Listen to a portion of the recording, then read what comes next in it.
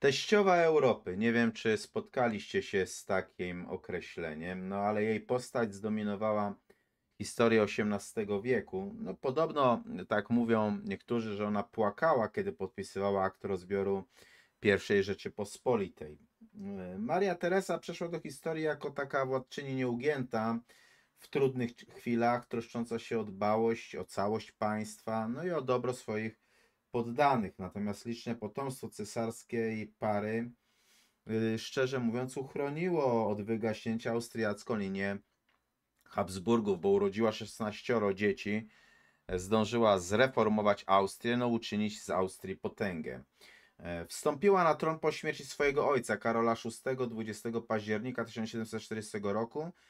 Kiedy zmarł przedwcześnie jej brat, ustalono, że wyjątkowo będzie mogła rządzić kobieta. Jako najstarsza córka cesarza Maria Teresa objęła więc we władanie cesarstwo, mając zaledwie 23 lata. Ona objęła gigantyczne posiadłości Habsburgów, rozsiane niemal po całej Europie. Została arcyksiężną Austrii, królową Węgier i Śląska, a także poprzez męża cesarzową Niemiec, bo po śmierci Karola Alberta w 1741 roku była też cesarzową Niemiec.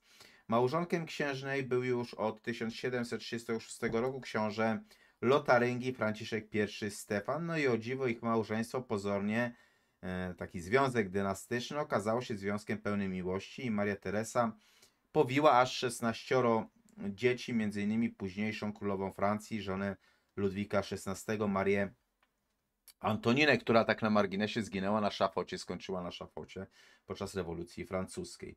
No i z 16 dzieciństwo przeżyła dziesiątka. Dzieci te rozsiane po całej Europie wpisały się w historię praktycznie jej monarchii. Szczerze mówiąc, to sąsiedzi Austrii liczyli na dosyć obfite łupy kosztem Austrii, bo nowa władczyni była jednak oczywiście mniej matką, a bardziej figurą rozgrywającą kluczowe dla przyszłości Europy boje na dyplomatycznej i militarnej szachownicy swojej burzliwej epoki. Nie był to już szczególnie początkowo jakiś tam czas triumfu tej słynnej dynastii, bo kufry ze złotem i skarbce we Wiedniu były praktycznie już puste, a na ulicach stolicy szerzyła się praktycznie anarchia. No i z miejsca na nową władczynię, kompletnie niedoświadczoną, czekało nie lada wyzwanie. Oto władze młodej kobiety odrzuciły kolejne prowincje imperium. Wybuchł wielki, europejski konflikt nazywany potem austriacką wojną sukcesyjną. Szybko po objęciu władzy w Europie zaczęto jednak podziwiać jej talenty dyplomatyczne. No, na przykład pierwszy manewr dzięki właśnie obietnicom przywrócenia swobód skłoniła Węgrów do wysłania do walki o interesy Austrii no dosyć pokaźnej armii. Najwidoczniej nielubiana początkowo córka zdołała się wiele nauczyć i z obserwowania ojca i słuchania jego opowieści o relacjach z obcymi ambasadorami. No, szybko nabyła doświadczenie. Ale nie były to tak naprawdę jedyne talenty Teresy, wychowanej w wiedeńskiej rezydencji w Favoricie przez pełną chłodu matkę Elżbietę z Brunswicku-Wolfenbüttel. Maria Teresa interesowała się żywo historią, grała na fortepianie, podobno pięknie śpiewała w ogóle.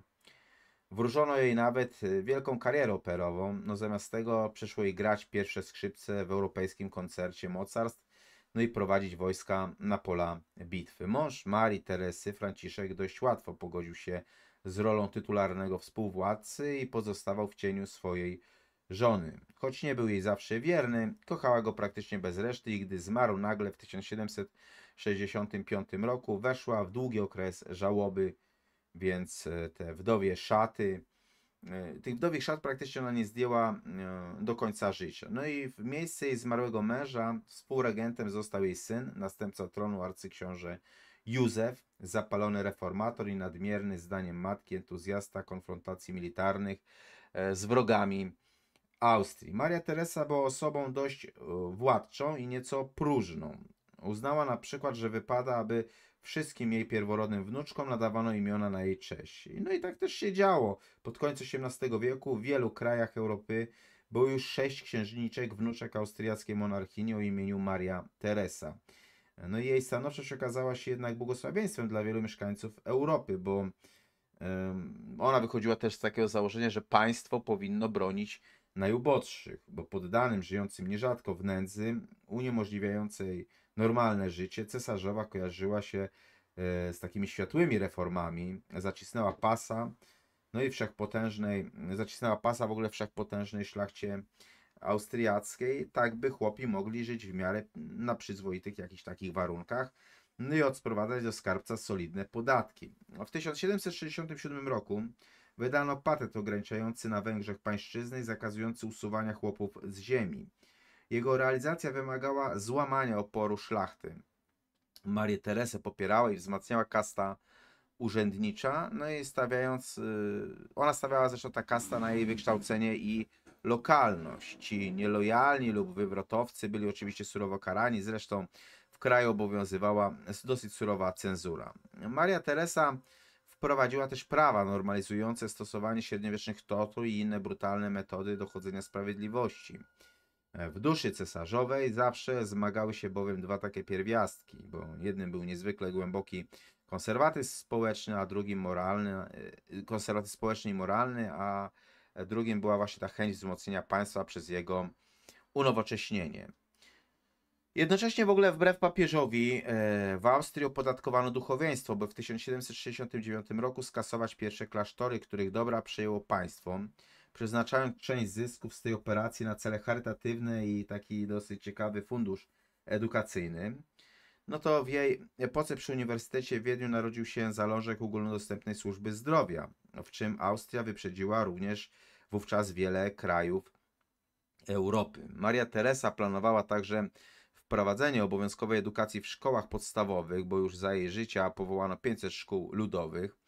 No choć wiele z tych reform miało pragmatyczne motywy, bo siła państwa, przykładowo dajmy na to, nie wiem, podatki, no to śmiałe reformy zbudowały fundamenty pod oświecone Imperium Austriackie i syna Józefa II i jego też następcy Leopolda II. No jak to było właśnie z tym traktatem rozbiorowym polskim? Czy zrosiła go łzami? No w 1772 roku Austria wzięła udział w pierwszym rozbiorze Polski, co Maria Teresa uczyniła pod naciskiem swojego syna Józefa, uznając całą operację za niemoralną. Cesarzowa odnosiła się dość przyjaźnie do Polski, udzielała nawet schronienia na Węgrzech przywódcom Konfederacji Barskiej, to też trzeba pamiętać. Ponoć kiedy przedstawiono jej do podpisu traktat rozbiorowy, to wybuchnęła płaczem. Na pewno wiedziała, że nie ma się co cieszyć, bo rozbiór wzmocni pozycję Prus, największego przeciwnika Austrii, no i nie bez powodu też określano Marię Teresę mianem najbardziej humanitarnego władcy dynastii Habsburgów. Rozmodlona w ostatnich latach życia, wbrew wojowniczemu synowi, doprowadziła do układu pokojowego w wojnie z Prusami. Wkrótce w ogóle starzejąca się cesarzowa zaczęła izolować się od ludzi i spędzać coraz więcej czasu w odnowionym na jej rozkaz pałacu Schönbrunn pod Wiedniem. I pewnego listopadowego dnia 1780 roku obudziła się o 5 i zażądała kawy. Potem odbyła kilka sesji rozmów o przyszłości państwa z synem Józefem. No wieczorem nie mogła już złapać sama oddechu, no i w pewnym momencie opadła bezwolnie na sofę. Wasza wysokość leży bardzo źle. Wtedy zwrócił jej właśnie tymi słowami uwagę Józef. A ona mu wtedy odpowiedziała, tak, ale wystarczająco dobrze, żeby umrzeć. No i tak właśnie brzmiały ostatnie słowa najpotężniejszej władczyni Europy.